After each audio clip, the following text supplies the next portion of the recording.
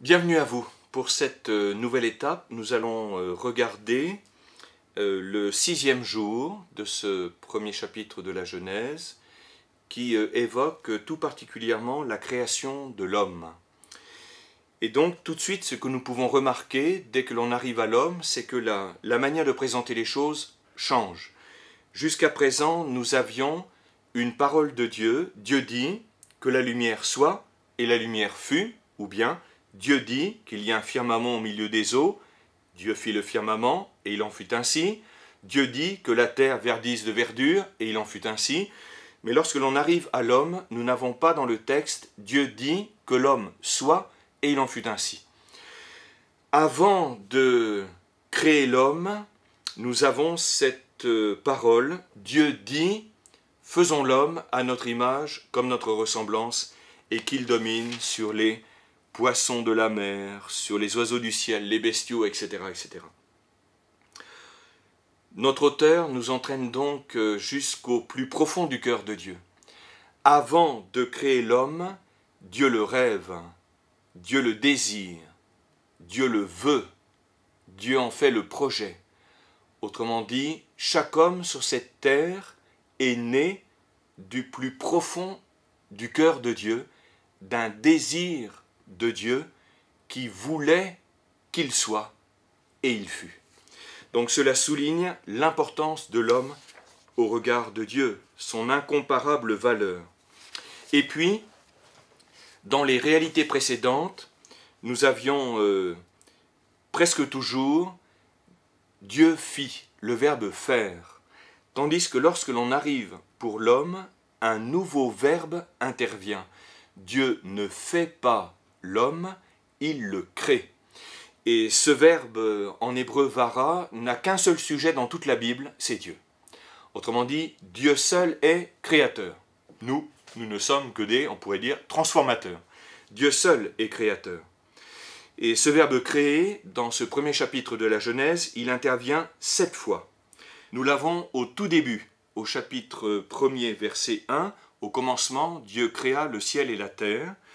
Et d'ailleurs, ce premier verset en hébreu a 7 mots. 7, c'est un symbole de perfection et de plénitude. Autrement dit, toute la création est incluse dans ce tout petit verset d'introduction de notre premier chapitre de la Genèse. Au commencement, Dieu créa le ciel et la terre. Et puis, notre texte va se terminer par une phrase très semblable. Voici l'histoire du ciel et de la terre quand ils furent créés. C'est fini. Et juste avant, l'auteur parlait de l'œuvre que lui-même, Dieu, avait créée par son action, à nouveau le verbe créer. Et puis donc, ce verbe ensuite va intervenir au chapitre 1er, verset 21, pour les tout premiers êtres vivants, c'est-à-dire les animaux. Dieu créa les grands serpents de mer et tous les êtres vivants qui glissent et qui grouillent dans les eaux selon leur espèce, et toute la gent ailée selon son espèce. Voilà, c'est la première fois que le verbe créer intervient dans le texte pour une réalité particulière, et ce sont les premiers êtres vivants. Donc on souligne ainsi l'importance de la vie aux yeux de Dieu. Et puis ce verbe créer va arriver pour l'homme 3 fois, où Dieu créa l'homme à son image, à l'image de Dieu, il le créa, mâle et femelle, il les créa. 3 fois. Or, 3 dans la Bible a aussi une signification particulière, il renvoie à Dieu en tant qu'il agit. Vous vous souvenez quand Jonas va être englouti par un gros poisson, eh bien ce ne sera qu'au bout de 3 jours et de 3 nuits que le poisson va le vomir sur le rivage. Et c'est une prophétie que les premiers chrétiens ont tout de suite appliqué au Christ mort et ressuscité le 3e jour. Là aussi, le 3e jour, dit saint Paul, le Christ est mort pour nos péchés selon les Écritures, il a été mis au tombeau, il est ressuscité le 3e jour selon les Écritures. Autrement dit, ce chiffre 3 renvoie tout particulièrement à Dieu en tant qu'il agit. Et on voit avec la résurrection, que son action est vraiment pour la vie. passer des ténèbres à la lumière, de la mort à la vie. Ici, Dieu crée la vie. Tout ce que Dieu fait, c'est pour la vie. Il aime la vie et il met tous ses talents, tout son être, tout ce qu'il est, pour susciter la vie, créer la vie, et puis nous sommes là, dans cette création où il nous a lancés. Donc, ce verbe créer qui intervient 3 fois pour l'homme souligne le fait que Dieu a déployé tous ses talents pour créer l'homme. L'homme est vraiment la merveille. Dieu s'est donné entièrement lui-même, à fond. Il a mis tout ce qu'il est pour créer l'homme. Et c'est de nouveau une manière d'insister sur l'importance et la valeur de l'homme aux yeux de Dieu.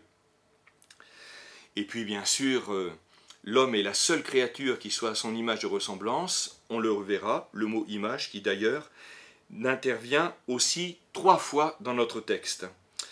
Voilà, donc soulignons-le. L'homme est précieux aux yeux de Dieu. Tout homme, quel qu'il soit, tout homme dont Dieu est le papa. Alors cela arrive, c'est souligné très très souvent dans la Bible. Par exemple le psaume 8, versets 4-5, qui reprend les éléments de la création. « À voir ton ciel, ouvrage de tes doigts, la lune et les étoiles que tu fixas. Qu'est-ce que l'homme pour que tu penses à lui, le fils d'un homme, que tu en prennes souci. » Et puis, dans le livre d'Isaïe, tu comptes beaucoup à mes yeux. Tu as du prix et je t'aime. Et un peu plus loin dans ce même texte, tu disais, le Seigneur m'a abandonné, le Seigneur m'a oublié.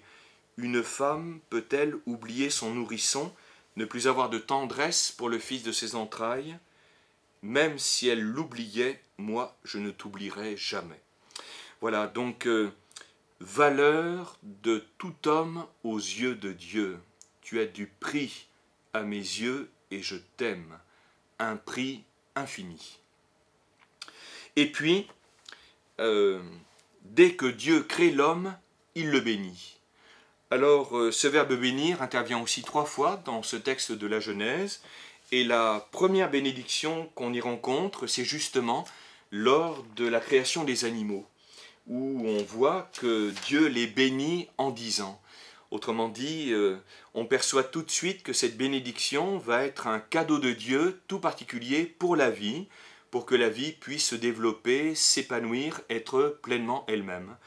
Eh bien, Dieu, amoureux de la vie, dès que Dieu crée l'homme, il le bénit. Et encore une fois, c'est une action qui est valable pour tout homme ici-bas sur cette terre. Tout homme, par le simple fait qu'il existe, est un être béni. Nous sommes tous bénis. Et cette bénédiction renvoie à un don de Dieu qui va nous permettre, si nous l'accueillons, eh bien, de vivre notre vie au mieux, de pouvoir répondre à notre vocation humaine au mieux, de pouvoir diriger notre existence au mieux, et puis d'essayer de faire du mieux que nous pouvons, tout en sachant que la volonté de Dieu est notre bonheur et notre plénitude à tous. Encore une fois, c'est vrai qu'il peut paraître difficile de parler ainsi ici-bas quand on voit toutes ces souffrances et ces difficultés. Il n'empêche que tel est le projet de Dieu sur chacun d'entre nous. On se souvient du discours de Jésus sur la montagne avec ce mot « heureux » qui intervient 9 fois en Saint Matthieu. 9, 3 fois 3, 3 c'est Dieu qui agit. Eh bien, Dieu fait tout pour que, avec lui, grâce à lui, nous puissions découvrir notre vocation qui est de vivre pleinement, d'être pleinement nous-mêmes, et donc, en vivant pleinement, de trouver avec lui, eh bien, le vrai bonheur. Voilà, donc, tout homme est un être béni, et lorsque Dieu agit, il ne se reprend jamais. Lorsque Dieu donne, il ne se reprend jamais. Autrement dit, cette bénédiction nous poursuit tout au long de notre existence. À nous maintenant d'en prendre conscience, et puis de nous tourner vers celui qui nous bénit, pour pouvoir accueillir ce don qu'il nous fait pour notre vie. La parole qui suit exprime le contenu de cette bénédiction, et on va redire, puisque Dieu dira « Soyez féconds multipliez, emplissez la terre et soumettez-la. Les 3 premiers verbes renvoient à cette multitude de vies que Dieu désire. Soyez féconds, multipliez, emplissez la terre. 3. Dieu entend qu'il agit. Autrement dit, cette mission donnée à l'homme sera aussi tout en même temps le fruit de l'action de Dieu. On peut dire que Dieu va susciter la vie, il va créer la vie avec l'homme et par l'homme, avec la collaboration de l'homme. Et c'est comme cela que son projet se mettra en œuvre. Et ensuite, quand on a le verbe « soumettez-la », là c'est plutôt le travail de l'homme dans la création. On le redira plus tard. Voilà, donc nous sommes ici au cœur de cette bonne nouvelle que le Christ veut répandre le plus largement possible. Cette bonne nouvelle tient en 3 mots, résumés par saint Jean dans sa première lettre. Dieu est amour, Dieu est un Père. Il est un Père qui a créé tout homme par amour, qu'il a lancé dans l'aventure de la vie pour qu'il puisse connaître dans le cadre d'une relation de cœur avec son papa le vrai bonheur et la vraie plénitude. Et ceci, encore une fois, est vrai pour tout homme ici-bas. Perspective universelle. Le livre de la sagesse insiste, au chapitre 11, versets 24 à 26. « Seigneur, tu aimes tout ce qui existe, et tu n'as de dégoût pour rien de ce que tu as fait. Car si tu avais haï quelque chose, tu ne l'aurais pas formé. Et comment une chose aurait-elle subsisté si tu ne l'avais pas voulu? Ou comment ce que tu n'aurais pas appelé aurait-il été conservé? En réalité, tu épargnes tout parce que tout est à toi, maître, ami de la vie. » Voilà donc qui est Dieu dès la première page de la Bible. Dieu est papa de tout homme, il aime tout homme, c'est ce que dira Jésus en Saint Jean, chapitre 16, verset 27. Le Père lui-même vous aime, et aimer pour Dieu, c'est du concret. Aimer, c'est se donner. Et dès que Dieu crée l'homme, il lui donne sa bénédiction. Et en lui donnant cette bénédiction, il lui donne un cadeau qui jaillit du plus profond de lui-même pour que l'homme, en acceptant ce cadeau, puisse vivre le mieux possible cette aventure de la vie dans laquelle il a été lancé. On se souvient de cette phrase de sainte Thérèse de Lisieux, « Aimer, c'est tout donner et se donner soi-même ». Comme Dieu seul peut le faire, c'est-à-dire donner ce qu'il est en lui-même. Dieu est vie, il nous donne la vie. Dieu est paix, il nous donne sa paix. Le pape François, lors de son audience du 14 juin 2017, avait eu une petite phrase très très belle, qui est vraiment, qui nous entraîne au cœur de notre aventure. C'est « Dieu nous aime d'un amour inconditionnel. Et le propre de l'amour est de se répandre, de se donner. » Voilà la bénédiction. Dieu qui se donne. Alors Jésus dira à la Samaritaine, Dieu est esprit.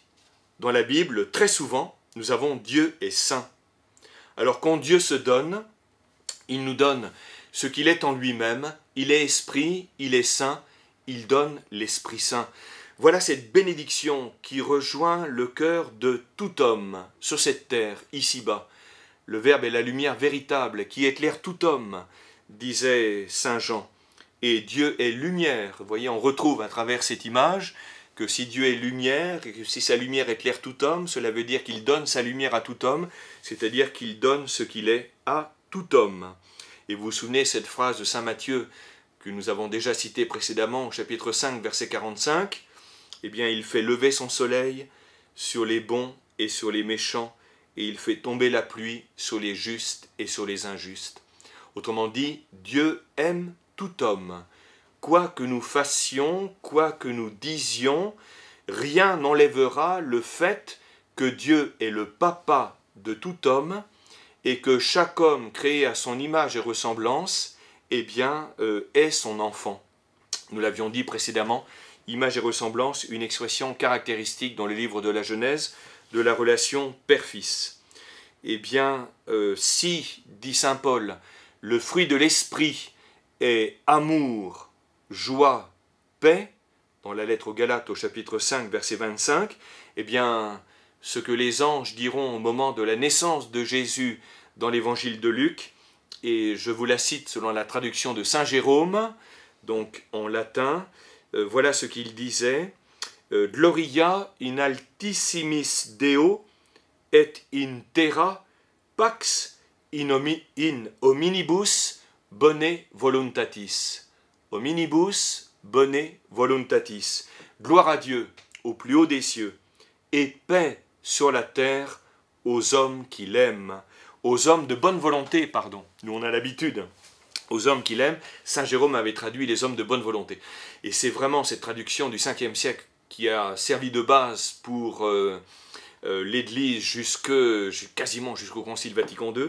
Eh bien, cette traduction est très très belle. Gloire à Dieu au plus haut des cieux et paix sur la terre aux hommes de bonne volonté. À tous les hommes de bonne volonté. Car s'ils sont de bonne volonté, avec un cœur droit, avec un cœur sincère, même s'ils n'en sont pas conscients, leur bonne volonté est ouverture à celui qui, par excellence, a une bonne volonté, lui qui n'est que bienveillance, lui qui est le papa de tout homme, lui qui ne cesse de vouloir chercher et désirer leur bien, lui qui par amour se donne à eux gratuitement. Eh bien, tous les hommes de bonne volonté, même s'ils n'en sont pas conscients, accueillent ce don de l'amour. Dieu nous aime d'un amour inconditionnel, et le propre de l'amour est de se répandre, de se donner. Aimer, c'est tout donner, et se donner soi-même. Dieu est esprit, Dieu est saint, il donne l'Esprit Saint. Eh bien, tous les hommes de bonne volonté accueillent ce don de Dieu. Et le fruit de l'Esprit est amour, joie, paix. Et bien sûr, annoncer la bonne nouvelle de cette révélation telle que les textes bibliques nous la présentent, eh bien, c'est annoncer une réalité qui existe déjà, pour tout homme. Dieu, papa de tout homme, Dieu aimant tout homme, Dieu se donnant à tout homme pour son bien, Dieu proche de tout homme, Dieu voulant pour tout homme le meilleur. Mais bien sûr, si quelqu'un donne d'un côté, eh bien, la seule chose qui reste à faire pour nous, c'est d'accueillir de notre côté. D'où la première parole de Jésus en saint Marc, « Repentez-vous », c'est-à-dire détournez-vous de tout ce qui est contraire à Dieu, de tout ce qui n'est pas en harmonie avec Dieu, pour vous tourner vers le bien, le beau, le vrai, c'est-à-dire vous tourner vers celui qui est la source du bien, du beau, du vrai, vers Dieu qui est notre Papa à tous. Et c'est en accueillant ce don de notre Papa que nous trouverons le vrai bonheur. Alors si nous poursuivons, eh bien, dans cette parole de bénédiction, il y a aussi une petite particularité qui est très intéressante et qui est même centrale pour notre texte, c'est que pour les animaux, nous avions « Dieu les bénit en disant », un participe présent. Autrement dit, c'est une parole prononcée sur les animaux. Et les animaux n'ont rien à dire, sinon ils reçoivent cette bénédiction et bien sûr la vie prospère. Tandis que pour l'homme, eh bien, l'auteur a changé sa phrase. Et littéralement, il va dire « Dieu les bénit et Dieu leur dit ». Il répète 2 fois en très peu de mots ce mot « Dieu », et d'ailleurs souvent nos traductions le suppriment, alors qu'il faut le garder. Dieu les bénit et Dieu leur dit. Pour les hommes, ce n'est pas une parole prononcée de manière impersonnelle sur une créature. Pour les hommes, c'est une parole qui est adressée directement à l'homme. Cette fois-ci, Dieu parle à l'homme. Il lui adresse la parole. Et c'est central, puisque cela révèle indirectement que l'homme est la seule créature à qui Dieu parle. Il est la seule créature qui est capable de l'écouter, de le comprendre et de lui répondre. Eh bien, nous avons ici, je vous cite Hamann qui a écrit un livre sur l'homme, image de Dieu. Voilà ce qu'il écrit. Le tout premier trait qui caractérise l'homme créé à l'image et ressemblance de Dieu, et il est essentiel, réside donc dans le fait que Dieu vient ici de créer, non pas un animal simplement doué de vie, mais une personne avec laquelle il peut dialoguer. L'homme et tous les hommes de l'histoire est un être de communion. Il est créé et structuré pour nouer une relation avec son Créateur. Voilà, nous sommes au cœur du mystère de notre vocation. Saint Augustin disait « Tu nous as fait pour toi, Seigneur, et notre cœur est sans repos tant qu'il ne demeure en toi. » Notre Papa à tous nous a créés pour vivre en relation avec nous. Et tout ce qu'il attend de nous est que nous consentions de notre côté à vivre en relation avec lui, de tout cœur, en étant les plus sincères possibles avec nous-mêmes. On est tous des pécheurs, blessés, failles, malades, mais en étant les plus possibles, autant que possible, sincères avec nous-mêmes. Et donc, si nous acceptons de nous tourner vers Dieu, même dans cet inconnu de la foi, même en nous adressant à lui, en lui disant « Je ne te vois pas, je ne t'entends pas, si tu existes, manifeste-toi, fais quelque chose, fais-moi comprendre que tu existes, donne-moi de découvrir comment tu te révèles, comment tu te manifestes. » Et Dieu va répondre à cette prière. Nous avons été créés pour vivre en relation avec lui, pour nous tourner de tout cœur vers lui, pour l'écouter, le comprendre et lui répondre, de tout cœur, avec tout notre être. Ça, c'est un point central. Deuxième remarque. Lorsque Dieu dit que nous avons été créés à son image et ressemblance, lorsque Dieu va nous créer donc à son image et ressemblance, juste avant, nous l'avons vu, il a exprimé son projet. Dieu dit « Faisons l'homme à notre image et ressemblance ». Alors si nous sommes créés à l'image et ressemblance de Dieu, cela veut dire que nous aussi, nous sommes des créatures qui avons la capacité de cette parole intérieure. Nous aussi, nous sommes capables de penser, de vouloir, de réfléchir. Nous avons une conscience, nous avons une parole intérieure, nous sommes capables de désirer, de vouloir, de penser, de rêver, et en cela même, nous sommes à l'image et ressemblance de Dieu. Et là, je vous cite le père Van Imschut, voilà ce qu'il écrit. « L'homme créé à son image et ressemblance sera donc lui aussi un être personnel, capable de réfléchir, de penser et d'avoir une connaissance de soi. Puisque tout le récit de la création décrit Elohim comme un être personnel, agissant souverainement, créant et disposant toutes choses avec sagesse, il est permis de penser que l'homme voit dans la relation avec Dieu, dans sa ressemblance avec Dieu, ce qui distingue l'homme des autres vivants, sa faculté de penser, de vouloir par lui-même, c'est-à-dire ce qui en fait une personne. Voilà, si vous le voulez, nous allons nous arrêter pour cette petite étape, et puis nous allons reprendre en continuant à regarder l'homme et en soulignant encore une fois des caractéristiques essentielles de ce texte qui nous révèle quelle est notre vocation à tous. À la prochaine.